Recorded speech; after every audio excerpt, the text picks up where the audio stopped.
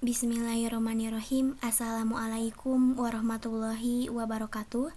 Kembali lagi dengan saya Kurniawati dari kelas Sistem Informasi 2016B Fakultas Ilmu Komputer Universitas Kuningan.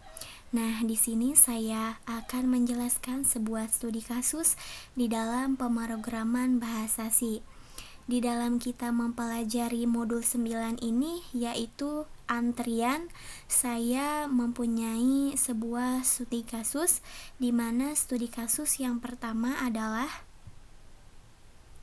studi kasus yang pertama pada modul 9 yaitu antrian adalah buatlah antrian yang memiliki isi elemen berupa data konsumen.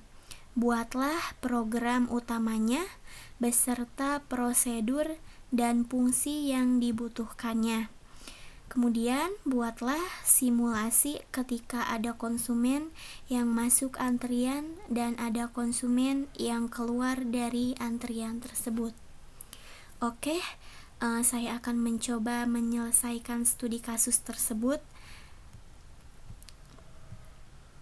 Penyelesaian studi kasus tersebut di sini saya menggunakan Dev C++.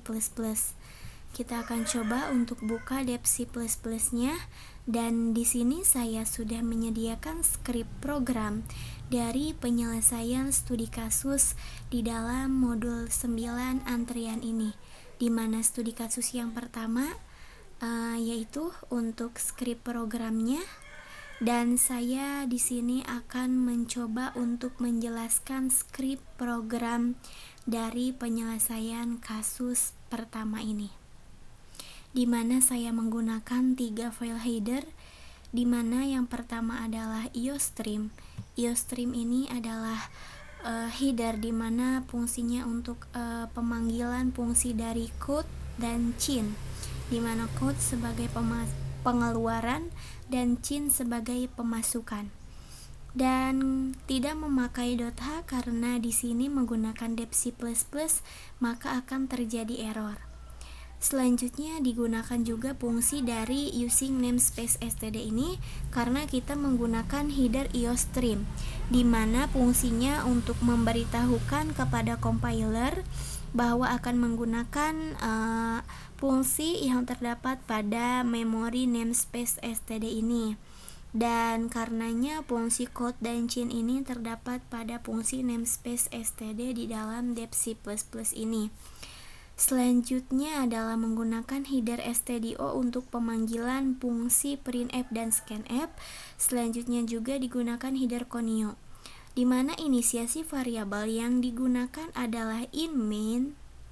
Selanjutnya adalah buka kurung kurawal untuk memulainya statement pada pemrograman ini, di mana tipe data yang digunakan adalah integer dengan variabel check dan data maksimal diisi 8, kemudian variabel x, variabel hapus, variabel v, dan variabel i, di mana digunakan tipe data juga yaitu karakter dengan variabel pilihan dan nama maksimal diisi 50.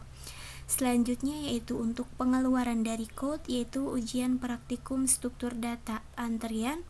Untuk code Kurniawati sebagai pengeluarannya dan juga Universitas Kuningan, di mana digunakan fungsi endel untuk new line atau garis baru pada tampilan running.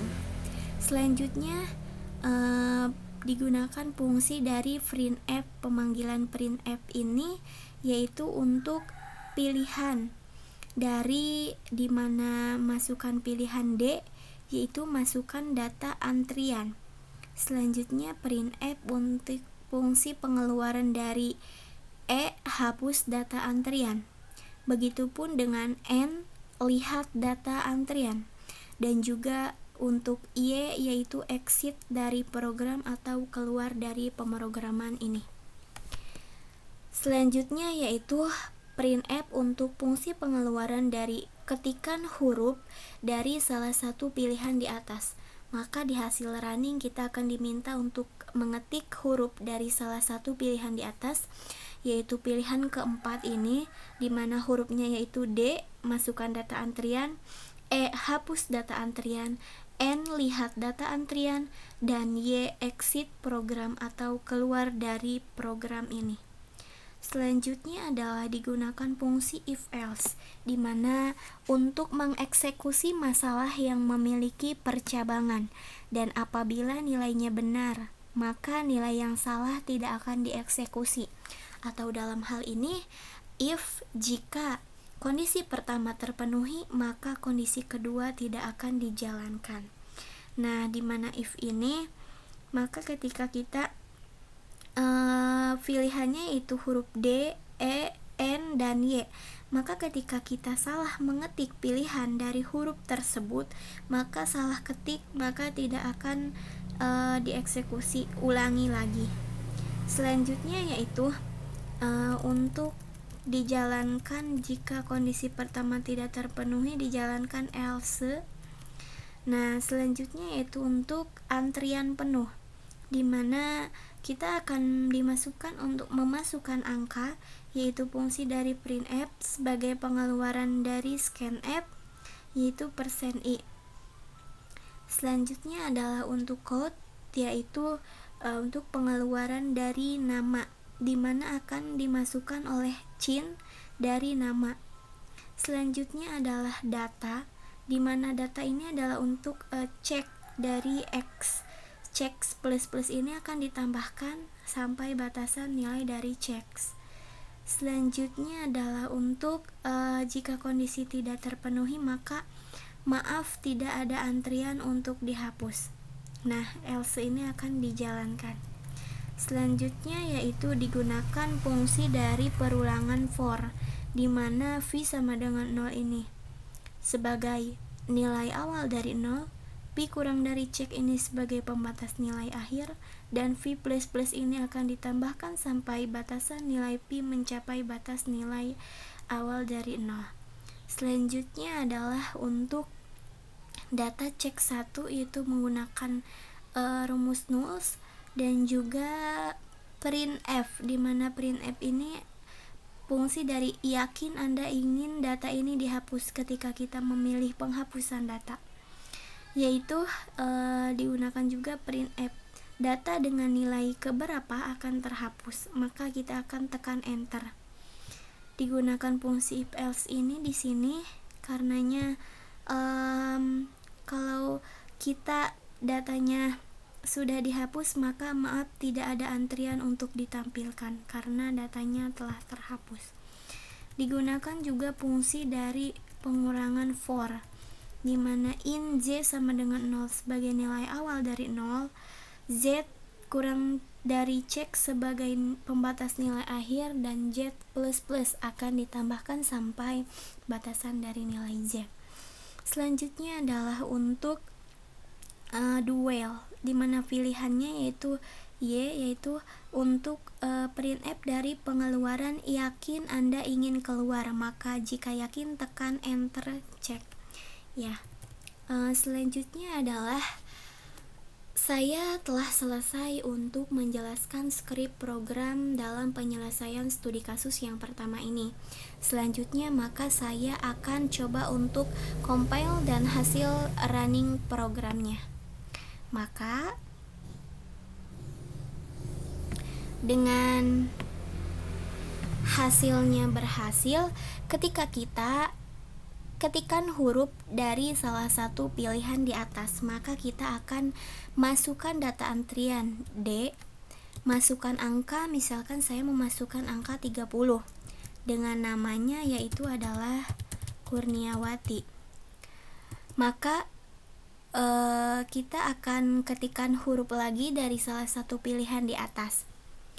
Tadi kita sudah memasukkan data antrian, dan selanjutnya saya ingin melihatnya data antrian tersebut, maka saya pilih N, yaitu lihat data antrian, di mana data antrian yaitu datanya 30 dan namanya Kurniawati, yaitu huruf depannya saja K.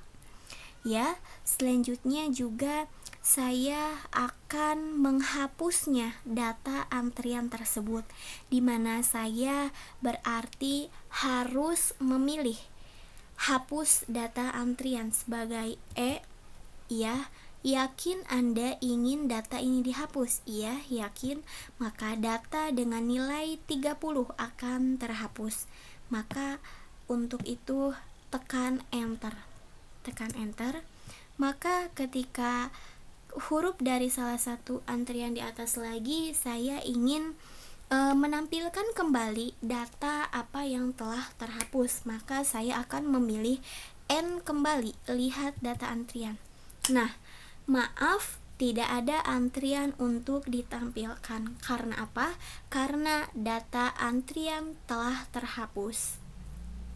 Selanjutnya, maka ketikan huruf dari salah satu pilihan di atas, yaitu tadi saya tekan enter karena tidak memilih huruf dari salah satu pilihan ini, maka salah ketik ulangi lagi, dimana di dalam skrip program tadi apabila saya tidak mengetik apa huruf dari salah satu pilihan di atas, maka akan ada peringatan salah ketik, maka ulangi lagi. Nah, ketikan huruf dari salah satu pilihan di atas, maka saya telah memasukkan data antrian, kemudian melihat data antrian tersebut dan menghapus data antrian, kemudian menampilkan kembali data antrian tersebut. Nah, selanjutnya saya juga telah menghasilkan ketika tidak mengetik huruf dari keempat pilihan tersebut, maka saya juga ada peringatan salah ketik, maka ulangi lagi. Nah, maka selesailah pilihan dari keempat program tersebut. Selanjutnya saya akan keluar dari program ini, maka saya akan mengetik untuk huruf Y. Maka yakin Anda ingin keluar, tekan enter ya. Demikianlah penjelasan dari studi kasus pada modul 9 antrian ini, di mana saya terdapat banyak kesalahan, memohon maaf, dan juga di sini saya sedang belajar dan semoga bermanfaat. Kiranya hanya ini yang dapat saya sampaikan, dan sampai jumpa pada studi kasus selanjutnya. Diakhiri, wassalamualaikum warahmatullahi wabarakatuh.